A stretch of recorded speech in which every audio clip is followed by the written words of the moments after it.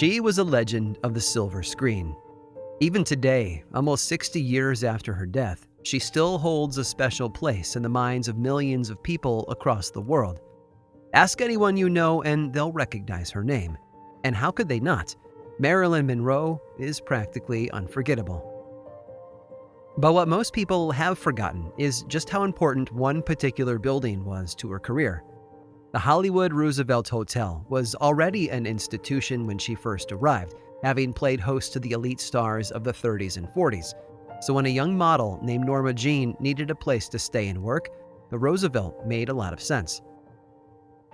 Marilyn Monroe lived at the Roosevelt for over 2 years, even meeting the playwright Arthur Miller, her future husband, during her stay there. So it's no wonder that even today, guests of the hotel occasionally claim to have seen the famous actress in the building.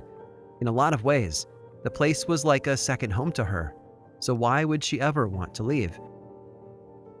Hotels are funny that way. Not the franchise cookie-cutter conference centers that we tend to see along the highways of our cities. I'm talking about the Old Guard, the massive resorts built in another era by people of power to serve as both a business and a home. The Bellevue Biltmore Hotel in Florida, the Ambassador Hotel in Los Angeles, even the original Waldorf Astoria in New York City. Each of these destination resorts burned bright for a while, drawing the wealthy elite to their attractive flames. But most of them eventually faded away, taking their secrets and stories with them. And while a handful have survived the changes of the last century, few seem to have held on to the magic of the Gilded Age, like one particular jewel of New England.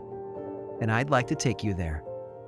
But be warned, because while this hotel has played host to the best and brightest over the years, tragedy has also passed through its doors. And if the stories are true, it hasn't checked out. I'm Aaron Mahnke, and this is Lore.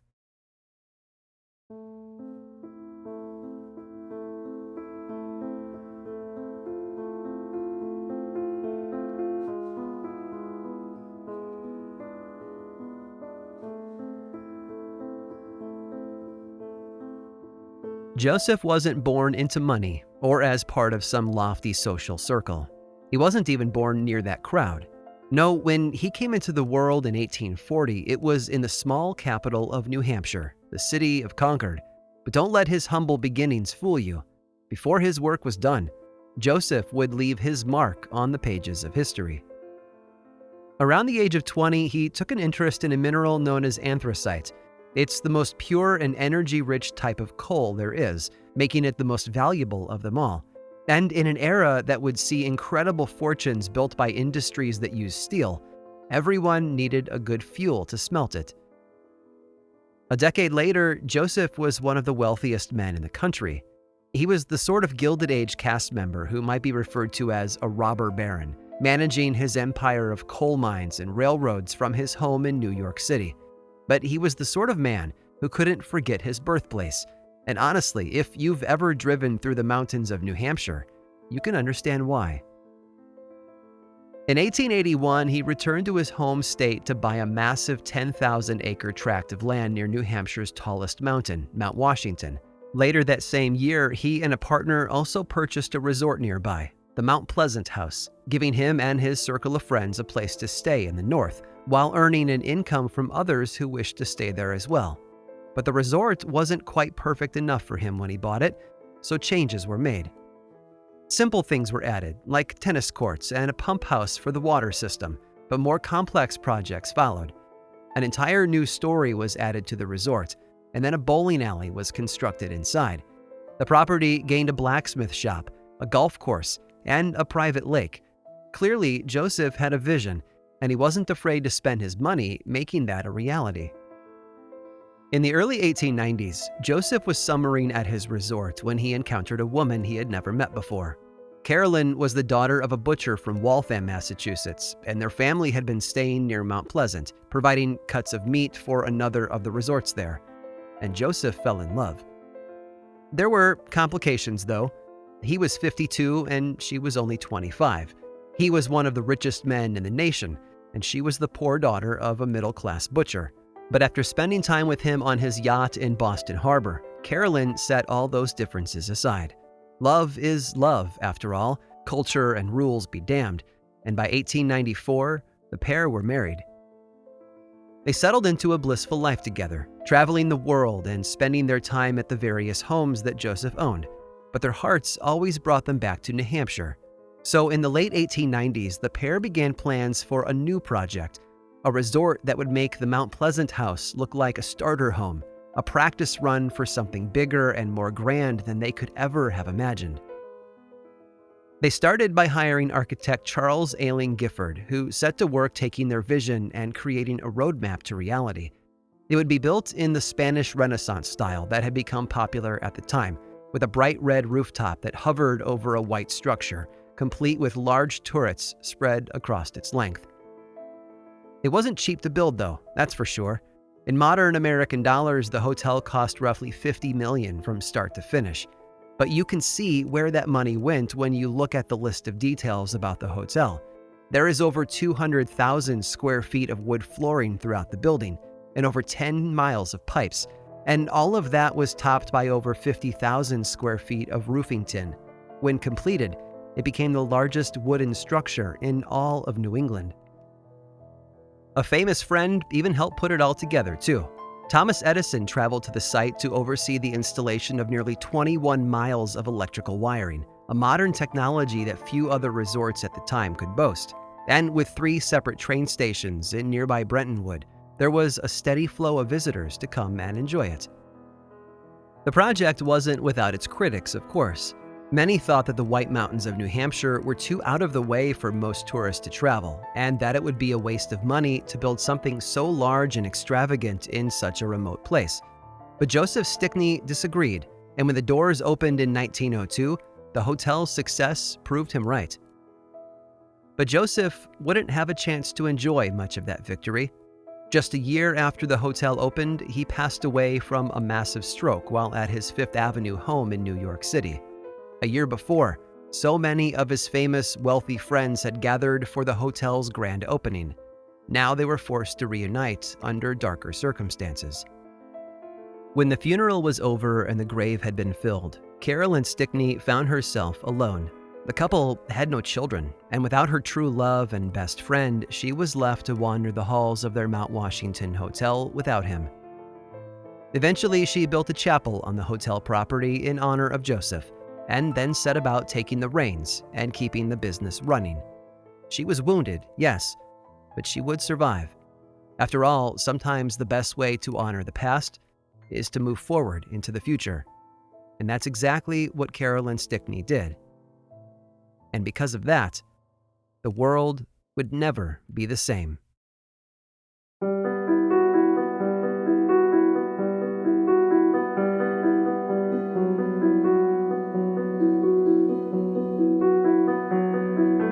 Carolyn Stickney found herself on the throne of a magic kingdom.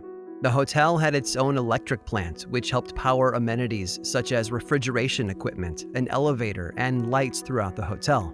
The property around the building was crisscrossed with bridle paths, wagon trails, an artificial lake, along with a private golf course designed by Donald Ross, whose other projects include the legendary Pinehurst No. 2 in North Carolina. And Carolyn presided over it all. The guests loved her, and she was a constant, elegant presence in the hotel. When she arrived for dinner each night, she always made sure she was the best dressed and the last to enter the dining room, so as to be the center of attention. As the owner and manager of the entire facility, she earned that right. But she didn't spend all of her time in New Hampshire. She served for a time as a Red Cross nurse in Europe, volunteering not just her charitable donations, but also her hands and care. She even received the honor of a gold medal of reconnaissance by the French government. And it also provided her the opportunity to meet her second husband, Prince Aymon du Faucigny-Lusange, the great-grandson of King Charles X. It was a marriage that pulled her away from America for most of the time, but every summer she would return to her Mount Washington hotel and preside over it as the princess. She wasn't the only royalty to show up there, though. Over the years, other illustrious guests included Princess Margaret, John D. Rockefeller, Joan Crawford, Bob Hope, Alfred Hitchcock, and baseball legend Babe Ruth. A number of U.S. presidents also stayed there, including Woodrow Wilson, Warren Harding, and William Howard Taft. But it seemed that tragedy was never far from Carolyn. In 1922, just 9 years after marrying the prince, he suddenly passed away, leaving her alone with her fortune and the expansive hotel. And with her connection to France severed by the death, she permanently moved back to America, becoming a more regular fixture at the hotel than ever before. It's said that although she had a private dining table in her personal suite, she reserved a place at the table among the guests every single night. To this day, her suite contains all her original furniture and is available to guests as room 314. The dining table, though, has been moved elsewhere. Over the years to come, Carolyn did her best to guide the hotel through a period of decline. It wasn't necessarily her fault, but more a product of her day. The general public was less and less interested in the grand resorts of the Gilded Age and more interested in modern advancements like the automobile and a growing network of highways across the country. And then, of course, the Great Depression arrived like a wildfire, ravaging everything in its path. Between the economic nightmare that had arrived and the Second World War that followed it, the hotel became too costly to keep open. The doors were closed to guests in 1942, but it wasn't necessarily the end, because what happened next changed the world forever. 2 years after the hotel was shut down, a group of representatives from the Allied countries of Europe went looking for a safe place to hold a gathering. Their goal was to plan what came next once the war was won, and they decided upon the Mount Washington Hotel as that place. In the summer of 1944, delegates from 44 countries arrived for what would become a deeply significant economic summit.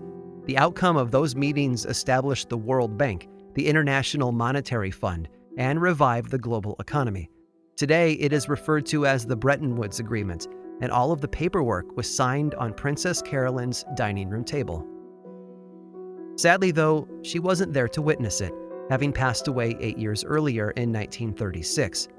Her nephew inherited the hotel and tried running the business for a number of years, but eventually had to admit defeat, selling it to a firm in Boston. The Mount Washington Hotel was the last of the grand resorts, changing hands from owner to owner as the years passed by. But no matter whose name was on the deed or where the paychecks came from, it was hard to deny the legacy of Princess Carolyn. Even today, her influence and presence can still be felt. But despite how romantic that sounds, it hasn't always been a good thing.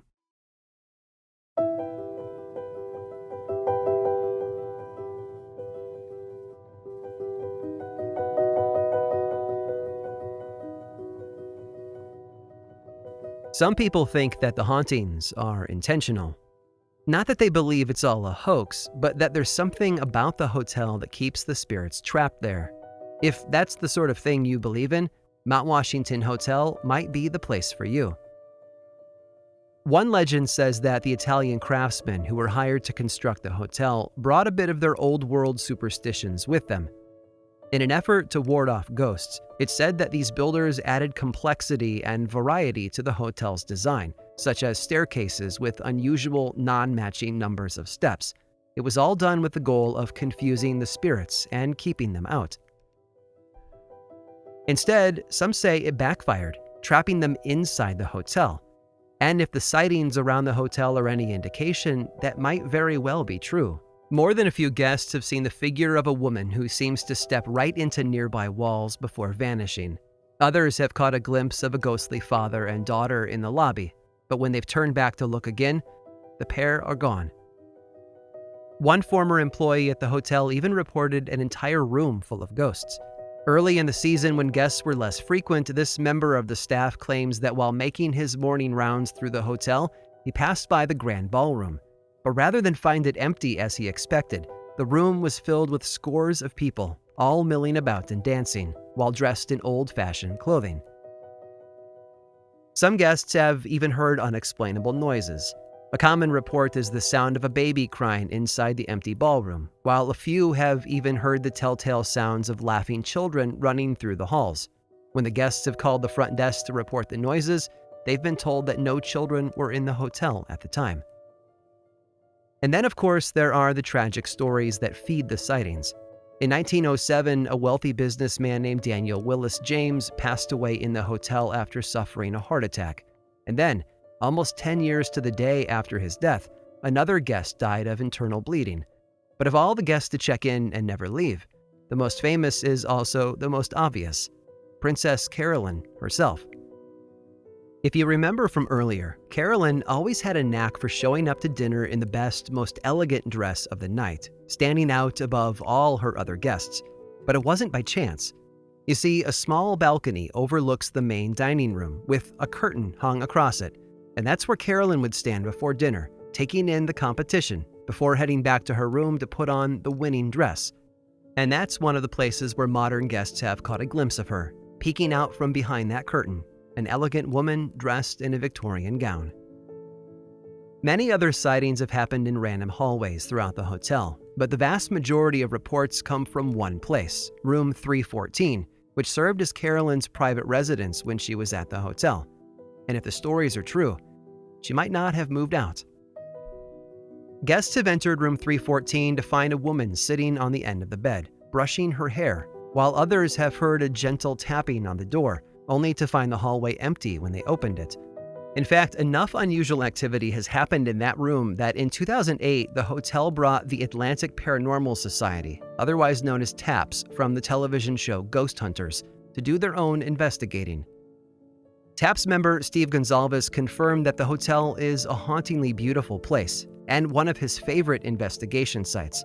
For full disclosure, Steve is a friend, and when I reached out to him for his impression of the hotel, he didn't need any coaxing to express just how real and unusual his experiences there have been. He and the others witnessed quite a lot during their stay in the hotel, but one event stands out above all the others. During their overnight investigation, the team set up a recording device inside room 314, hoping for a sign that they were not alone in the space, and it wasn't long before they got their answer. Literally. Calling out to the room, one of the TAPS members asked the simple question, "Princess Carolyn, are you here?" And I'll be honest, that's not the sort of thing I personally would do because I'm just not sure how effective it would be. But others swear by it, and I'm not one to dismiss the personal experiences of others so lightly. What they captured was astonishing. Their simple question was met with a moment of silence, and then a faint voice could be heard from somewhere in the room. What did it say? "Of course I'm here," the voice replied. "Where are you?"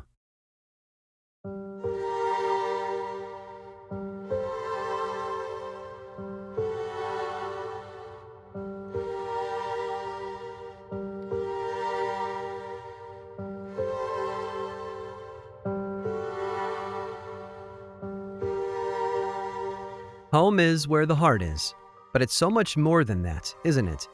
Home is where we let down our guard and take on new experiences, where we become vulnerable and relaxed, where we build hopes and dreams and suffer through unexpected pain and sorrow. We put down roots, and those roots inject a little bit of us into the places we call home.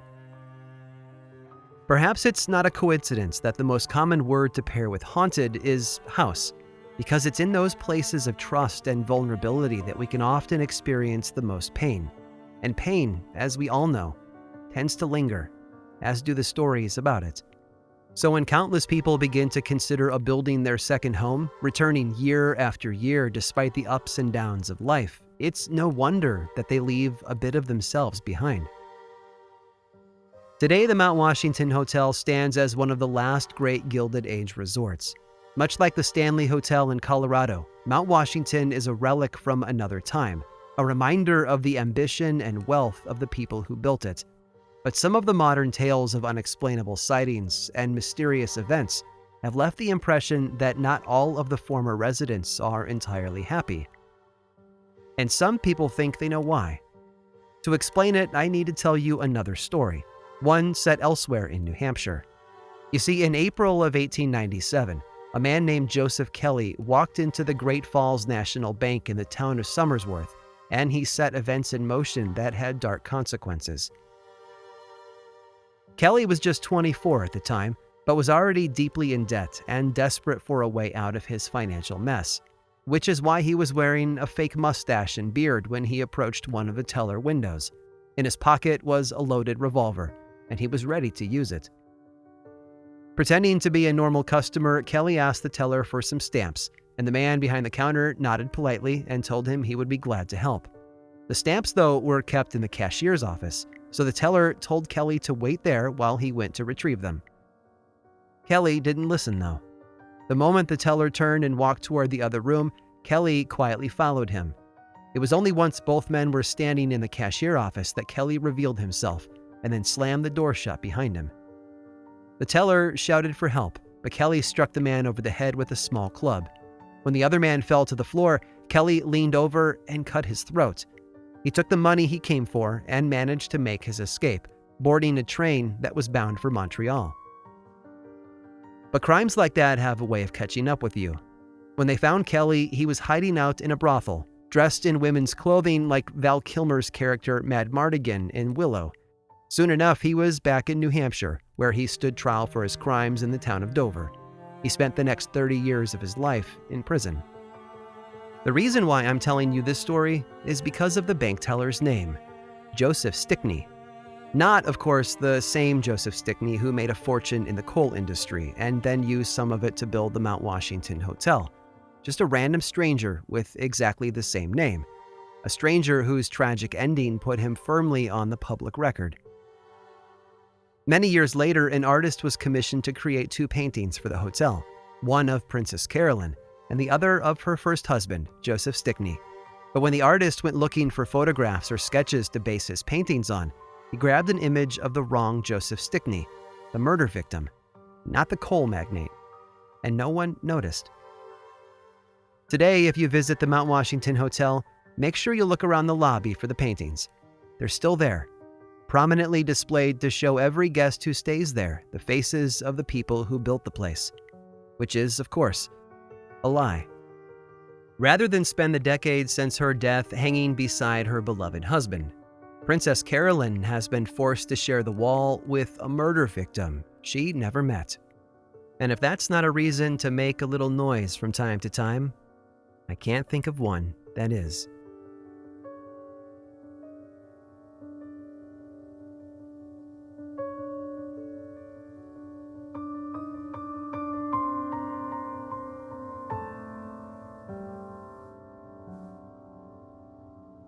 With all the guests who passed through the doors of the Mount Washington Hotel over the years, it's easy to assume all of the stories worth telling come from inside those gilded walls.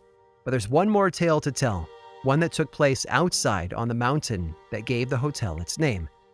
Stick around after this short sponsor break to hear all about it.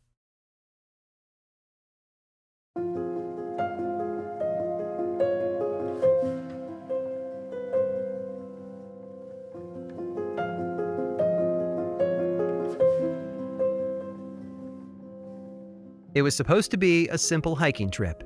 23-year-old Lizzie had traveled with her cousin and uncle from the town of Kennebunk on the coast of Maine. When they reached Mount Washington in mid-September of 1855, they put their plans together. It would be a trip that they would never forget. The trio found lodging in the Glen House, a newly renovated farmhouse that now served as a hotel for visitors to the mountain. Their plan was to wake up and begin the long hike up to the summit, and then spend the night in the small lodge there called the Tip Top House. But if there's one place in New England where you can't depend on the weather, it's Mount Washington.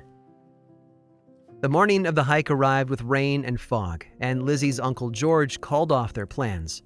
I don't know if they had the luxury of waiting a day or if the weather brought utter disappointment to them, but it seemed as if the hike would not happen as planned. And then, by mid-morning, the weather broke and the trio changed their minds.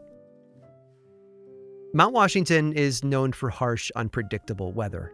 It's a small mountain, but due to its location and shape, it boasts some of the most brutal winds in the world. I don't know who holds the record today, but in 1934, the weather station there recorded winds in excess of 230 miles per hour. And because you can never predict when that sort of thing might happen, you need to be prepared for anything. But Lizzie and the others were far from prepared. They began their hike by following the rough carriage road that led to the summit, but it was under construction and difficult to navigate quickly. so by the time the sun was setting, they were still a good distance from the top. Not that they would know, though. They had never hiked the mountain before, and the clouds were low enough that visibility had become an issue. So they would reach a level spot, think that it was the summit, and then discover that the climb picked back up somewhere farther into the clouds. Over and over, they were teased into believing their climb was nearly finished. Which is why they ended up standing on a frigid mountainside in the dark as biting winds tore at their simple Victorian clothing. Lizzie's Uncle George decided that they needed shelter from the wind, so he told the two young women to lie down while he constructed a low wall to allow them some warmth. But even that took a good long while. George would later write that he finally completed the windbreak around 10 p.m. Tired and cold, he settled in behind it, placing himself between his daughter Lucy and his niece Lizzie. Lucy acknowledged his arrival, but Lizzie didn't move a muscle. Just to make sure she was all right, he reached out and touched her hand. It was ice cold. Panic washed over George, and he moved to his knees and shook his niece, trying to wake her up, but it was no use. At some point between beginning construction on the wall and its completion, poor Lizzie Bourne had passed away. Many suspect exposure, which would make a lot of sense, but some have even suggested a heart attack. Trapped in the dark on the side of a mountain, George and Lucy did the only thing they could. They huddled together and waited for the light of morning to come and rescue them. And when it did, they discovered the bittersweet truth of their journey, that they had been within view of the tip-top house all along. Lizzie was carried down the mountain in a small wooden box, but her story has never fully left the summit. Even today, there's a small pile of stones with a marker set on top, just to the side of the railway track that brings visitors up and down the mountain. But if you don't think reading her name and epitaph on that white sign is enough, there are other stories that keep her memory alive. There are reports from visitors to the summit who have claimed to see the ghostly figure of a young woman hovering near the pile of rocks. They say the vision becomes more and more clear as the anniversary of her death approaches. And according to other stories, at least one group of brave hikers attempted to get a little closer. It's said that they arrived at her monument after dark, just as she would have done over a century and a half ago. After sitting down around the stones, the clouds moved in and cut off most of the moonlight. After spending some time chatting, the group climbed back up to their feet, ready to reach the summit and find warmth. And that was when one of the men screamed in terror, his voice cutting through the silence like a knife. Everyone turned to him and found him staring at the pile of stones. There, a figure was rising from inside the monument, her image glowing softly in the fog. They say she looked sad and that the wind still ripped at her clothing, even though it had done its cruel work on her so long before.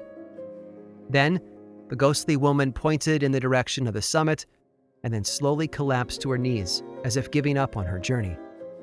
A moment later, she disappeared. Lizzie Bourne was not the first to die a tragic death on the way to the top of Mount Washington, and she would sadly not be the last. But over the years that people have been visiting the summit, few other stories have held on with such power and tenacity. It seems that no matter how windy it gets up there on the mountain, Lizzie Bourne's memory can never be blown away.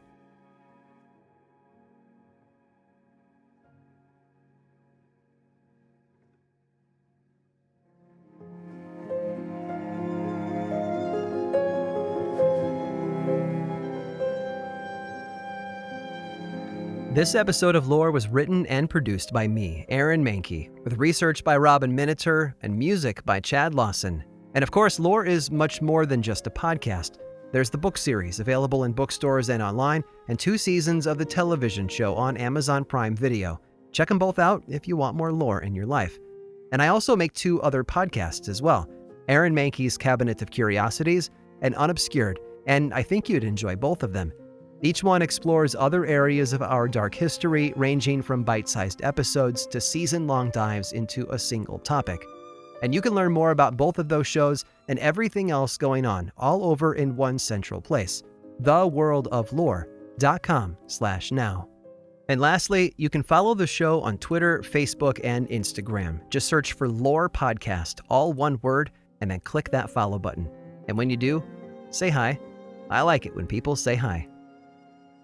And as always, thanks for listening.